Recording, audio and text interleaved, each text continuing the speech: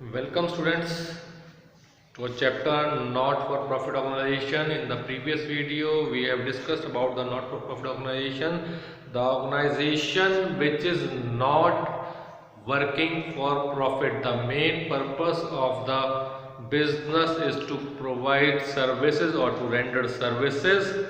So the second option is profit.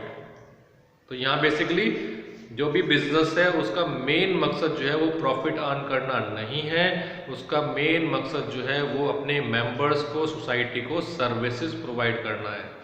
जैसे कि clubs हो गए, लाइब्रेरीज हो गई, स्कूल हो गए, हॉस्पिटल्स हो गए, तो ये सारे के सारे नॉट फॉर प्रॉफिट ऑर्गेनाइजेशंस के अंदर आते हैं। इनका मेन मकसद जो है सर्विसेज प्रोवाइड करना होता है, लेकिन इनको प्रॉफिट की ज़रूरत होती है, जैसे हम कहते हैं सरप्लस की ज़रूरत होती है अपनी डे टू डे एक्टिविटीज़ को परफॉर्म करने के लिए।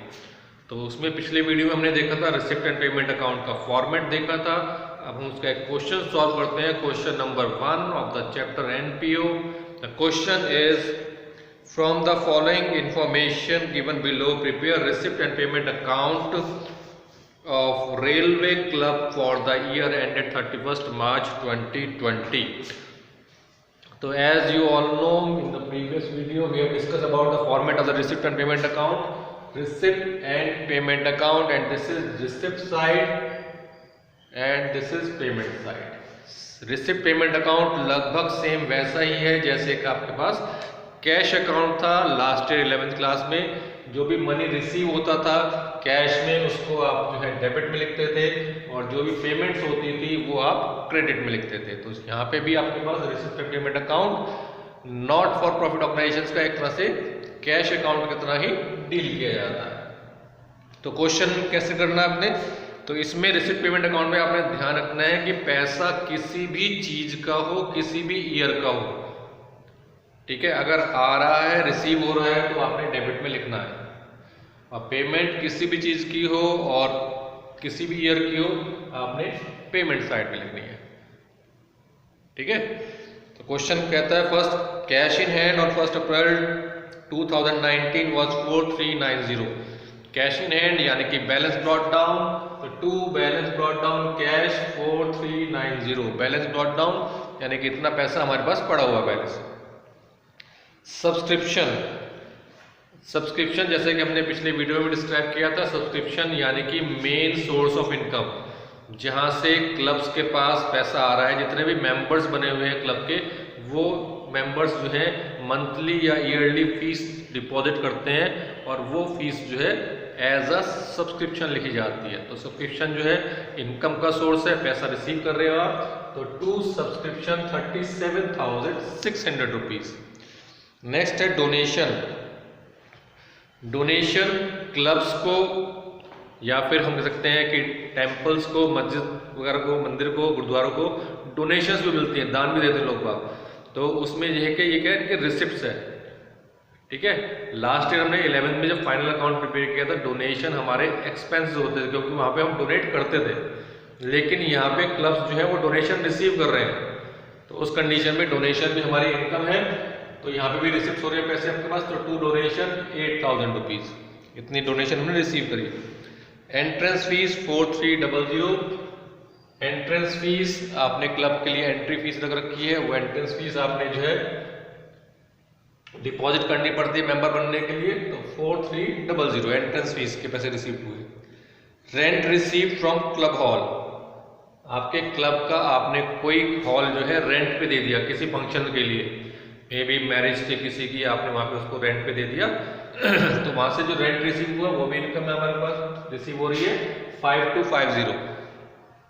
इलेक्ट्रिसिटी चार्जेस, अब चार्जेस जो है वो पेमेंट्स हैं, आपके खर्चे हैं। तो by electricity charges 3440।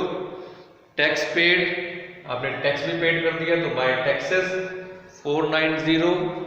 Salaries 21,500 rupees, salaries भी आपके एक्सपेंसेस हैं, पेमेंट्स हैं, तो by salaries 21,500 rupees. Honorariums to secretaries, जो भी हमारे सेक्रेटरीज बने हुए हैं क्लब के, उनको ऑनर करने का उनको हम फीस दे रहे हैं, उनको पैसे दे रहे हैं, तो बाय ऑनोरेरियम्स 2,500 रुपीज।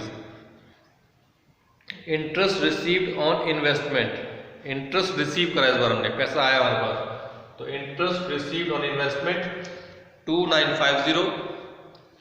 इसके बाद प्रिंटिंग एंड स्टेशनरी, ये भी आपका एक एक्सपेंसेस है, पेमेंट है, by printing and stationery 350 rupees. Petty cash expenses 900 rupees, by petty cash 900 rupees के पेटी कैश हमने खर्च कर दिए। और इंश्योरेंस प्रीमियम पेड, इंश्योरेंस का पैसा पे करा हमने, बाय इंश्योरेंस 310 रुपीज। तो यहाँ पे हमने सारी की सारी एंट्रीज कर ली जिनमें पैसा रिसीव हो रहा है, हमारे को रिसिप्ट साइड में लिख दिया हमने, जिसमें पैसा पे कर रहे हैं वो हमने पेमेंट साइड में लिख दिया हमने। अब इसको बैलेंस करेंगे, जैसे कि हम कैश बुक को बैलेंस करते थे तो इसको भी बैलेंस करेंगे। इस साइड का हमने टोटल किया तो आता है 62,490, और इधर का टोटल किया हमने तो टोटल आपके पास आ रहा है इस साइड का 29,490, यहाँ तक का टोटल, यहाँ तक का टोटल आपके पास आ रहा है, इससे ऊपर का 29,490। अब दोनों को बैलेंस करेंगे हम, 62,490 माइनस 29,490, 33,000 का बैलेंस बचता है। इसको हम लिख देंगे by balance carry down, bracket में कैश भी लिख सकते हैं। किसी किसी क्वेश्चन में बैलेंस ब्रॉट डाउन में कैश और बैंक दोनों है, और क्वेश्चन में लास्ट में कैश या बैंक में से किसी एक का बैलेंस गिवन है तो दूसरे का बैलेंस आपको कैलकुलेट करना पड़ेगा। तो ये आपका रिसिप्ट एंड पेमेंट अकाउंट बहुत सिंपल सा अकाउंट है, और सेम उसी तरह से ट्रीट किया जाता है जैसे कि कैश अकाउंट डील करते हैं। अब हम नेक्स्ट वीडियो में आपको डिस्कस करेंगे नेक्स्ट टॉपिक, तो उसके तब तक के लिए good bye and have a nice day.